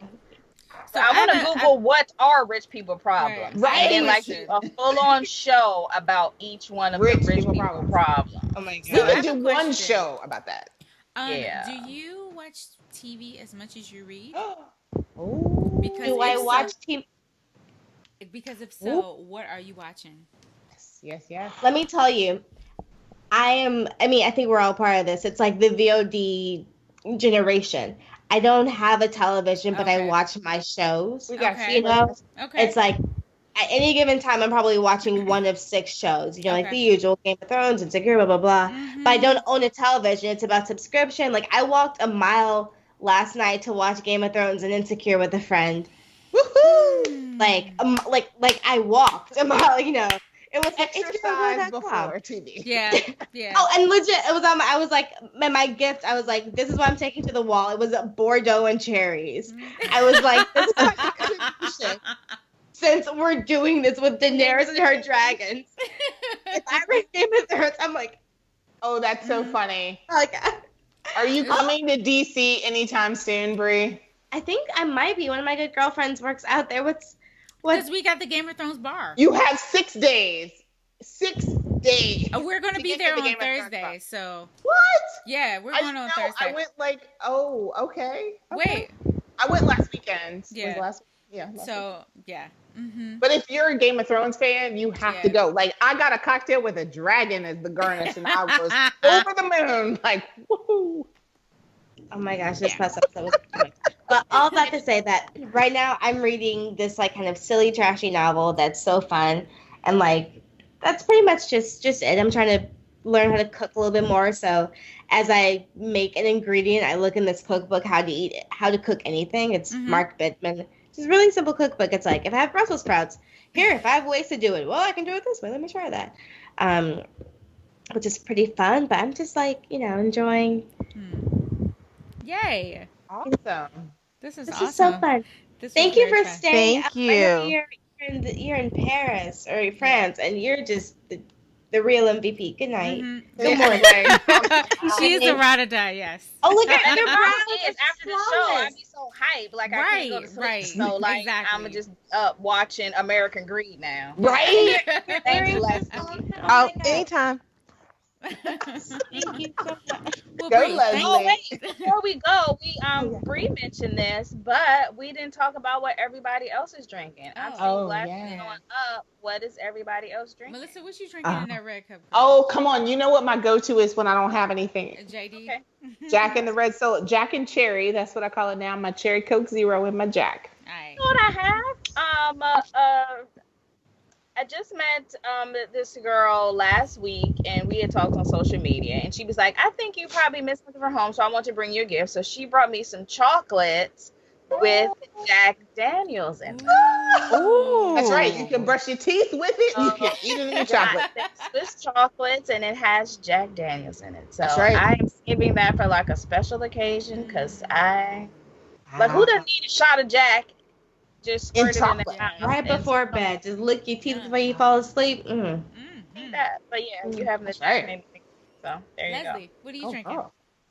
Oh. This is a little too good to me tonight because the bottle was full earlier, but I think I'm telling too much. This is a rosé from Newmarket Plains in, of course, Maryland. It is so incredibly good. It's the 2016 rosé. It's just amazing. It's just amazing. That's awesome. Well, I was going to say, I just posted about it, but I came across something on the news today. They have rosé lollipops from this company called Quinn in Portland. So yeah, look at my Twitter feed, and literally it's of course evaporated after they made the lollipop, but it's a rosé flavored lollipop that they do in Portland. And also, I meant to tell you guys that this summer, my friend, she had a wine party, and she had champagne gummy bears. Just saying. I have no words. Did she infuse them herself? Did she like do the injection? She ordered them. What? She ordered them online. Oh. She ordered them online, and she had so much that she gave everybody like Ziploc bags. They're little baggy. Child. See, I've only seen people that made them themselves. I've never seen them ordered. Yeah, me too. Did you make them? You put the champagne in the gummy bears, or do you soak the gummy bears in champagne? I have no clue. You soak the gummy bears in champagne. That's right. Okay. I don't know how they do it though, but wow. Champagne gummy bears. Oh, Y'all gave me a weekend project. Thanks, guys. So, if anybody's looking for a sponsor or taste testers for their champagne gummy bears, we are you know where to come to. We will taste your champagne anything pretty much. Yeah. Right. Yes, we will. Bubbles and Bears. There you go. Bubbles and Bears. Our next episode. What am I drinking? I'm drinking a wine called Little Black Dress. Oh, yeah! Oh, fun. You like Little Black Dress? Tasty. It used to be one of my brands at Brown Forman. Oh, really? But it's gone Concha y Toro and all that stuff. But yeah, Did they change the label or something? They changed the label totally. Because I feel like I've seen it before. I was like, but that's cute. That looks way better than it used to. Yeah. It's a little more classy. It's like sexy, sophisticated now. Right. But it's your Look at you planting seeds. Look at you. Excited. They growing. 2015 Cabernet. It's to me it's a crowd pleaser. It's pretty sweet. It's your typical California cab. It's big and fruity. You know, it's decent. But I like the label. Looks so much better than it used to. Yeah, I like the label, so that's why I got it. And yeah, my husband's gonna love this tomorrow. Yeah, he'll like that. I'll drink something else. It's good. What was what's the price point? I feel like it might have been like between $10 and $12. It wasn't a lot. This was like one of the wines I just sort of picked up at Total Wine. Like, hey, let me just get a few reds or whatever.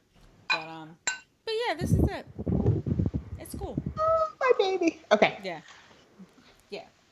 So, well, this was outstanding. Bree, you were a fantastic guest. Fantastic. Thank you.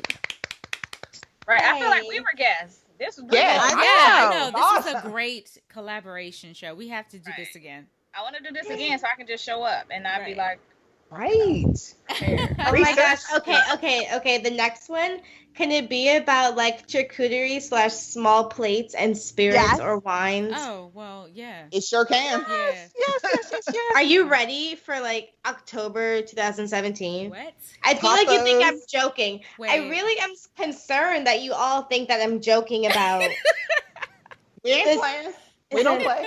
Okay. I'm about to say no one. I was like tapas, charcuterie, champagne, wine, Duh. spirits.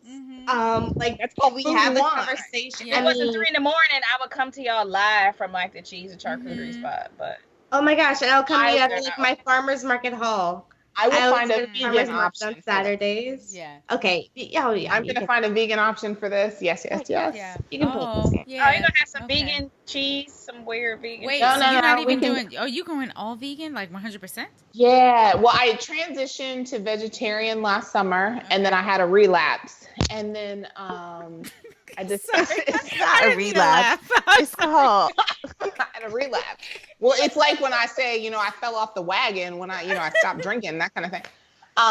But then I decided, I was like, I might as well. I watched all those Netflix documentaries about food, and those things will make you be like, I'm not eating no meat. Mm-hmm.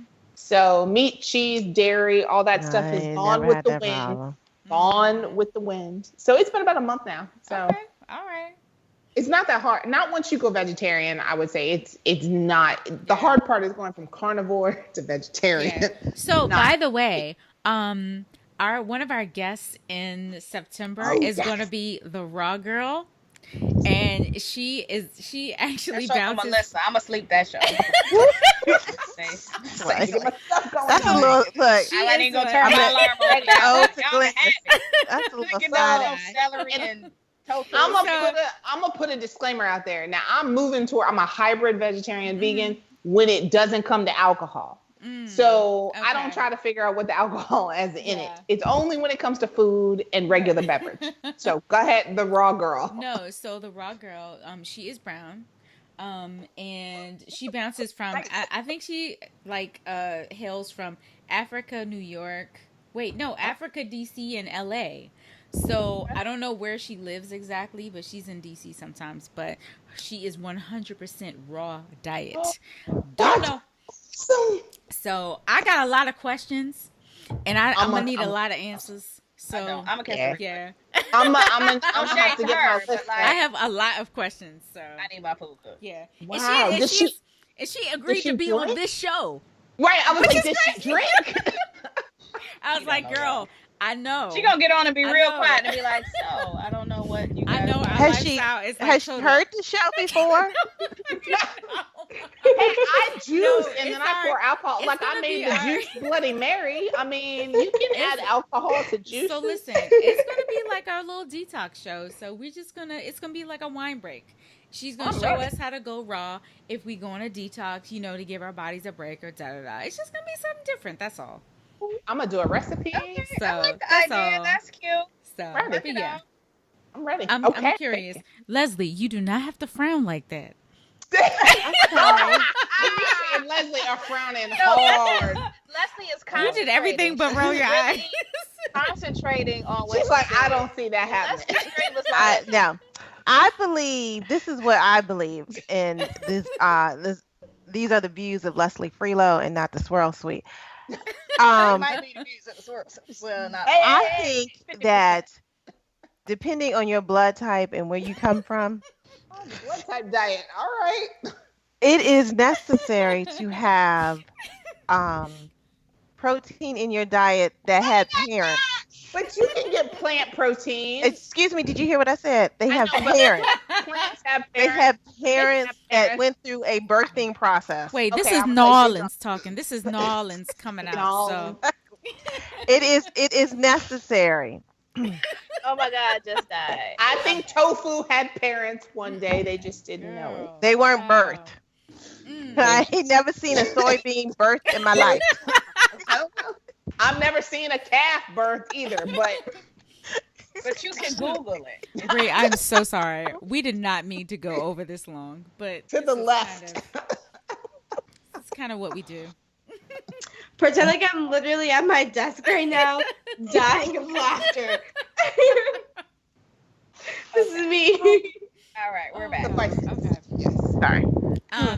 So the raw girl in yes. September. Yeah, she'll be in September, and she's totally booked. And yes, we're excited because I don't mention people who I don't think gonna show up. So it happens. Yeah, you don't, I cause don't. we done She's had like, one what? now. Be like, oh, Yeah, I don't know what that show gonna be. So we'll see. Yes. But no, I'm confident that she's gonna show up, and it's excited.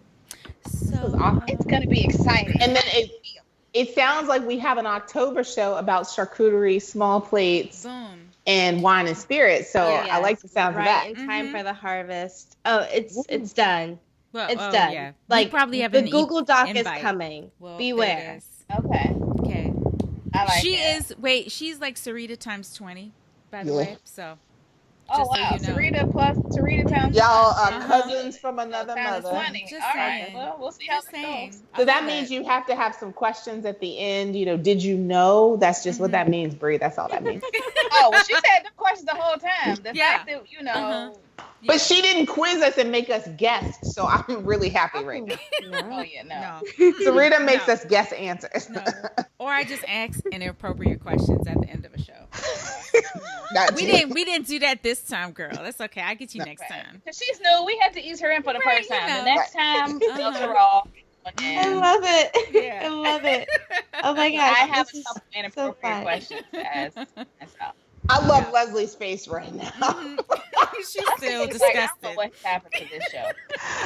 I had a little too much. There was a little too much Jack, but Okay. I'm celebrating. Yeah. So. Anyway, so we will close out here. Bree, tell everybody where everybody can find you one last time before we close out. Okay.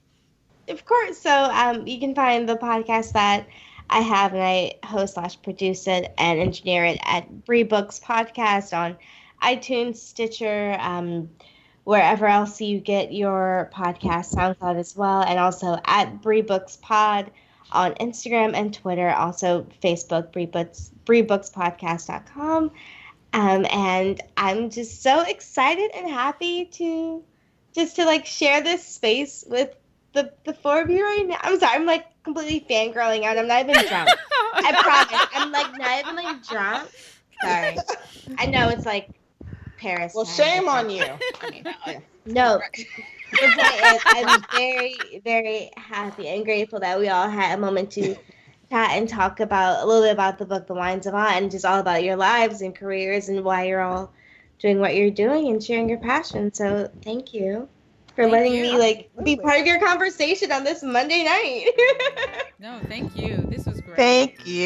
Yeah. Like the highlight of my day, I went to work and I was like, today is gonna be a great day. It's at 8:15. Oh, wow.